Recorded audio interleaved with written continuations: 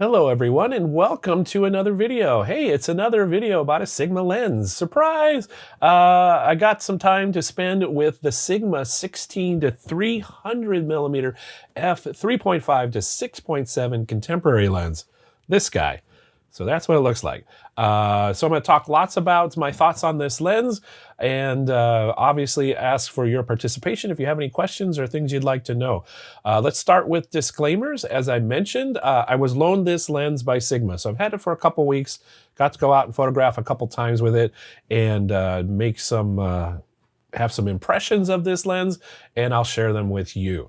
So let's get started with a few things. So this is a contemporary lens. So in Sigma's lineup, here's what that means. So let's do a quick review of Sigma lens categories. The first category is called contemporary. That's what this lens is a part of. It's a series of lenses that are designed with really good optical quality, but with some construction elements that are ways to save size, weight, and cost. So this is made out of a thermally stable composite, which is a fancy plastic. Does not have full body weather resistance. It does have a little bit of weather resistance at the camera mount. No aperture ring, minimal controls on the lens itself. Then you get to the Art series of lenses, which are their best optics with very high quality construction out of usually metal with aperture rings and other lens controls on the lens itself. And then we get to the Sports, which is their, as you might imagine, for sports and wildlife type photography. For harsh environments, it's engineered to be ultimate in durability with great optics as well. So that's the series of lenses from Sigma. And again, this one is in the contemporary series. And then let's do some comparisons of this lens to what other options there are, but let's talk about this one first. $769 US for a lens that is not small, not super light, but for what you get with it, I think it's a pretty great piece of engineering. I'll do some comparison with some other lenses here in a second. A direct comparison competitor to this lens is the Tamron 18-300 f3.5 to 6.3, which is a little bit less money, and it's about the same size and weight. I have a teeniest bit of experience with this lens. I want to see if I can borrow one from Tamron, and I'll do a little bit more comparison down the road. They seem very, very similar, but I'm sure there's some differences. So let's move on to some other options. So in my world, my everyday carry are two lenses, which would then cover what this one lens does. So the Fujifilm 16-80 f4, and then the Fujifilm 70-300 f4 to 5.6, excuse me, that's a 4 to 5.6. My graphic is incorrect. So you got about $1,600 worth of lenses, and they're going to be larger and heavier overall, those two lenses. You do get a little bit more light when you're at the 300mm end, and also not too far off when you're at the wide end. But you get one lens. So I'll talk about my thoughts on how these three lenses compare and potential implications in my world at the end of this video. Size comparison to the 70-300. Here is not my best photo ever, but it'll show you the example. So when both lenses are collapsed, you've got the Sigma on the left, the 16-300, and the Fujifilm XF 70-300 on the right. So the 70-300 is actually just a tiny bit longer. And then when they're extended, the 16-300 from Sigma is just a little bit longer. So it felt like it was a lot longer. And then when I got them side by side, I realized, oh, it's not that much bigger. So both are large lenses when they're extended. So just so you can see, here it is on the camera, and here it is extended. So it's a pretty good size lens. So yeah, not tiny, but I'm used to carrying the 70-300 quite often. So for me, this is very, very similar in size to that lens. So this lens is all about flexibility. It's able to make photos from wide at 16mm, which is about a 24mm equivalent in full frame field of view, to 300mm, which is about a 450mm equivalent in full frame field of view. That's a big range. That's a big, big range. So lots of composition options, lots of different scenes you can create from one spot, or different photos you can make depending on what you're thinking about doing. So I want to show you some examples of that and how really, really powerful this is to have that long a range. And I think you also see how I think good the image quality is in these photos. So let's starting with a seagull here in Kirkland on a cloudy day yesterday. It was supposed to be sunny, but it got cloudy. Welcome to the Northwest.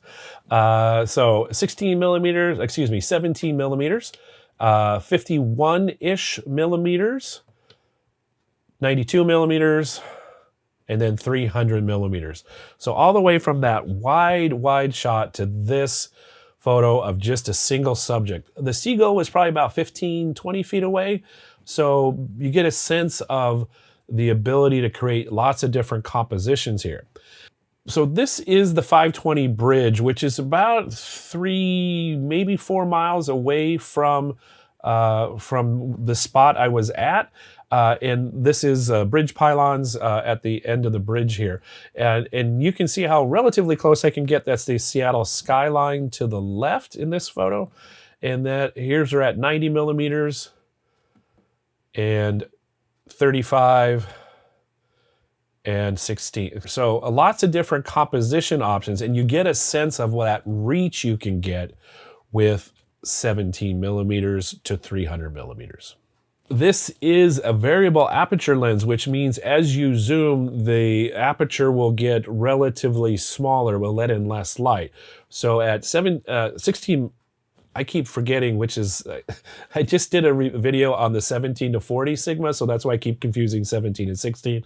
So if you go back one slide, that was indeed at 16 millimeters. My apologies. Anyway, at 16 millimeters, the aperture is f3.5. At 300 millimeters, the aperture is 6.7, so less light. So what I wanted to share next is the progression of approximately when you get the aperture changes as you're zooming. So let me show you that information real quick. 16 millimeters, you're at 3.5. Right around 24 millimeter, you move to f4. Right around 50 millimeters, you're at 5.6. 90 millimeters gets you to about 6.3. And anything after 180 millimeters is f6.7. So that's the progression, and that's reasonable. I mean, it's not surprising. You do move pretty quickly to smaller aperture values. So that means, you know, this lens will be best in daylight because you're not going to get a ton of light out of the lens itself. So it's going to need extra light from the environment. Next, let's talk about construction, ergonomics, all that stuff. So as I mentioned, this is made mostly of plastic. The rear lens mount is metal with a rubber gasket around that for some weather resistance. But it's a really nice feeling plastic. It's very solid. It doesn't feel cheap. But it does save some weight, which is handy. The zoom is smooth but stiff, which I like that it's got a bit of resistance, because that means in a few years, hopefully you'll have less chance of lens creep, which would happen as you point the lens down and you might it'll just pull out by itself. There is a lock to prevent that if you would like to engage that. That's over here on the side. The focus ring, this is again a muscle memory thing. The focus ring is on the back of the lens, which is not where I would expect it to be. Usually focus rings are on the front. With any lens, you got some learning to do, which is cool. Speaking of other things to learn, this lens zooms in the opposite direction. The rotation from wide angle to telephoto is in the opposite direction as on the Fujifilm lens that I'm used to. Again, that takes some getting used to. I keep going the wrong way and I'm like, why isn't it doing anything? Well, it's user error. So stuff to get used to, but it feels really nice. So there's some stuff to get used to, but that's true of most things in life, some adjustments to make. But you spend some time with it, I think it becomes pretty second nature. Autofocus performance, in my experience, was super fast, very quiet, and really accurate. It seemed on par, at least in a quick a non-scientific test to, especially with birds in flight, it seemed to track just as well as the 70-300 in my experience when I was focusing on close things. Also did, again, just a really nice job of that. So in those situations that are challenging for any lens to focus in, this lens did really, really well. At least on par with what I'm used to with the Fujifilm 16-80 and 70-300. Manual focus works nicely. I know the lens, the ring is at the back, but it's nice and smooth and it's very linear feeling. Easy to grab focus if you prefer to do manual focus with that. Let's move on to the meat of the matter, which is image quality. If you've been on this channel for a while, you know that when I talk about image quality, it's not about brick walls and corner-to-corner sharpness and vignetting and all that. It's real-world things, my experience of using this camera and lens, in this case, this lens, in photographing real-world things. So let's talk about that, and I'll show you some photos here. So let's start with some image quality. You know me, I like minimal photos. So this is a close focus, and this lens will focus pretty close and get a lot of magnification optically at 300 millimeters. I like the detail here. I think it just looks really, really neat. The color's great. It was a cloudy day, so you get the nice rich colors. That helps as well. But you get the background separation, which I really like. It just goes to texture, light, and color back there, which is the advantage of shooting at 300 millimeters. Also at 300 millimeters in the Bellevue Botanical Garden, this bumblebee on a bright sunny day, so lots of contrast. The autofocus worked really well. In my experience, it feels a lot like the speed and accuracy of the Fujifilm 70-300 as well. Sun stars, I just tried a little bit to play with that. Here's one at 43 millimeters at f6.3. It didn't seem like it was real predictable in the being able to get sun stars from a point light source, but it looks like it can do it. Looked like chromatic aberration is nicely behaved, as well as any other kind of flaring. So optically, this lens, I think, does a really nice job in a relatively challenging situation like this. And bokeh, we'll photograph some berry bushes across the way here. Here's at 16 millimeters, 66 millimeters. I like that the bokeh balls stay round, even around the edges. Oftentimes they'll go to kind of a more cat's eye look or more oval look. And here's 300 millimeters, the just nice, big, blurry, soft, gentle look here, which I really, really like. A little more real-world example of bokeh, as well as I'll do a comparison with a direct comparison with the 70-300 from Fujifilm. So here's 300 millimeters, hydrangea plants on our front porch, a little bit of broken cloud and windy, so the light's going to change just a teeny bit here. So here's the Sigma at 300. Here's the Fujifilm at 300. So to my eye, they're pretty similar. Both photos have the same edits applied, so that should minimize any difference in that.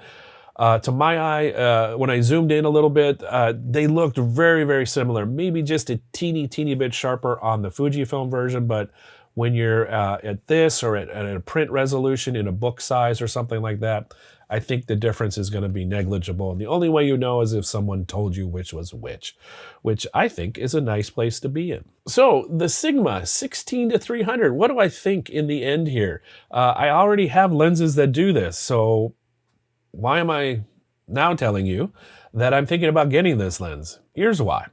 I think because the image quality and overall performance of this lens is so very similar to both the 16-80 and then the 70-300, that when I'm, especially if daytime or doing some travel type things, having one less lens to carry would be really, really nice. So that's my use case for this. I'm thinking this would be a great lens probably for Debbie to have. She could put one lens on her camera, be good to go, and have tons of composition options. If it was just me walking around, I'm going to do some street photography with this when I get my copy.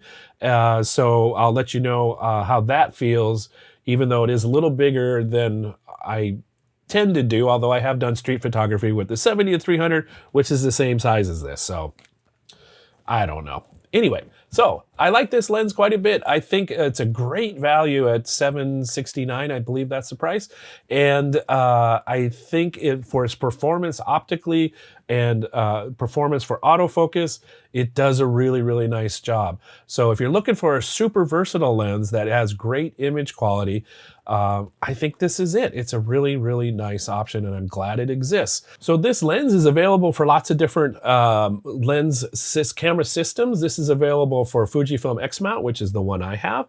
It's also available for Sony E mount, for Canon RF crop mount, and then for the L mount ecosystem as well. So lots of options for this lens. So I hope you found this video helpful. If you have any questions, want to ask me about things I didn't quite cover or missed in this video, leave a comment down below, and I'm glad to have conversation with you about that. Look forward to that. So that's it on this lens. 2 thumbs up. I really like it. Couple little complaints, more ergonomic than anything, as I mentioned earlier, but other than that, a really, really nice lens.